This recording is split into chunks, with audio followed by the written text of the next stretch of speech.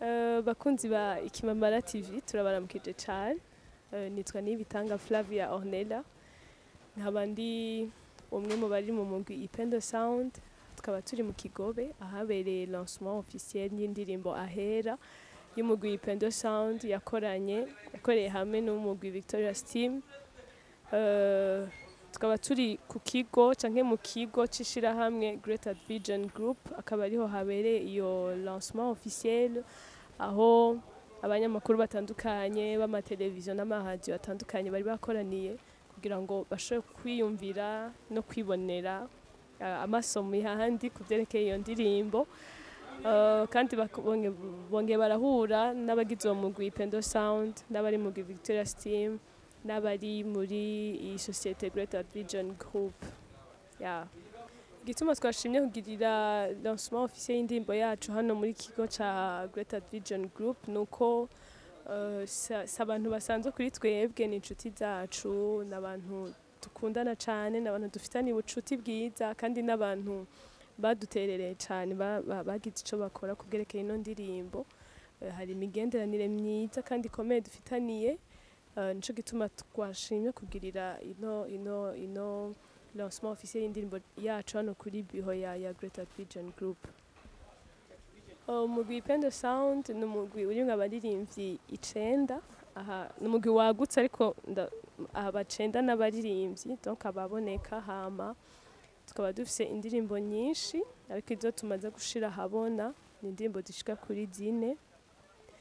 Ego tukaba dukorera ahanyene mu gisagara ca Bujumbura. Ipendo Sound sumugwi wo muri eglise gusa, oya, ariko ni umugwi ukorera abarundi bose, ufasha abarundi bose ndetse isi yose, kuko indirimbo zacu zigera kure, hari abo zishikira bari hanze y'ibihugu. Rero uretse ko dufise ama eglise twega tuvamo canke dukoreramwo, ariko ntituri umugwi ukorera hanini mw'ishengero gusa, ariko twifuza wese arashobora kuturonka. Abari mu mugwi Ipendo Sound ntituri muri eglise imwe gusa, oya, ariko twahuye turi abarimvyi batandukanye, uretse ko benshi basengera muri eglise imwe ariko si twese, ariko n'amashengero atandukanye. Iyo hagize eglise y'umuntu umwe muri twebwe dukenere turitaba, kuko duhari kugira ngo dufashe abantu cane cane umubiri wa Kristo, nico Umwami yadutumye gukora. Rero turitaba, ntihagenda abasengera muri eglise gusa, ariko turafashanya, turakundana, turi umuryango. Aho baduhamagaye turitaba, twumvikanye n'abo bantu ku vyo dusaba canke ivyo tuba dutegerezwa kuba tubifise turitaba nta kibazo. Indirimbo yakunzwe cane, ivyo ivyabitweretse nuko n'imbere turiko turasohora coming soon, canke utumenyesha yuko indirimbo iriko irasohoka, indirimbo izosohoka mu misi mike. Abantu vy'ukuri baratweretse yuko bayishuhiye, bayiteze cane, kandi bayikunze deja itarasohoka. Rero turizera kandi turamaze no kubibona yuko indirimbo iriko irafasha abantu deja ariho igisohoka, n'igihe itari bwasohoke warumva ko abantu batubaza. Rero indirimbo vy'ukuri turizera cyane ko indirimbo yakunzwe kandi izobandanya ikunzwe.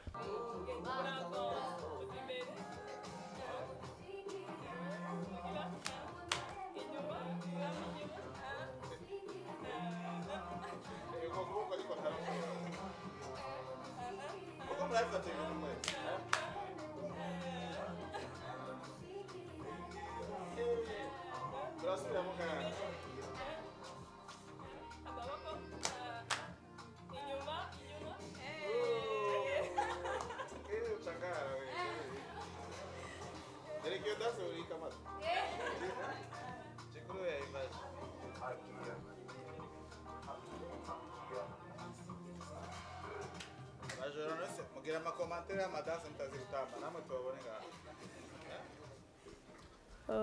Ikintu notekerera abakunzi b'umuziki wa gospel, indirimbo zidufasha guhimbaza Imana hamwe n'abakunzi ba Ipendo Sound muri rusangi, nuko tubakunda kandi ikintu cose tuko turakora ni kubwanyu. Ibintu vyose Umwami aduha kubaha turiko turabikora, kandi twizera neza yuko n'ibindi bikorwa dufise muzobandanya mubimenya kandi indirimbo two turakora turizera tudakekeranya ko ziko zirabafasha umwe wese ahari, turizera tudakekeranya ko muriko murafashwa kuko niyo ntumbero yacu, nico dushaka. Ni indirimbo hanini twandika zo guhimbaza Imana no gutazira Imana, rero turizera yuko by'ukuri ziko zirabafasha kandi ibyo ni ibintu tumaze kubona, turamaze kwakira intahe nyinshi.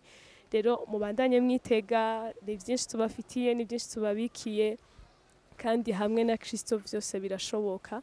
Rero mubandanye mwitega, mubandanye mudukurikirana, mubandanye muryoherwa n'indimi two turabaha, muziririmba aho muri hose bafasha guhimbaza Imana aho muri hose.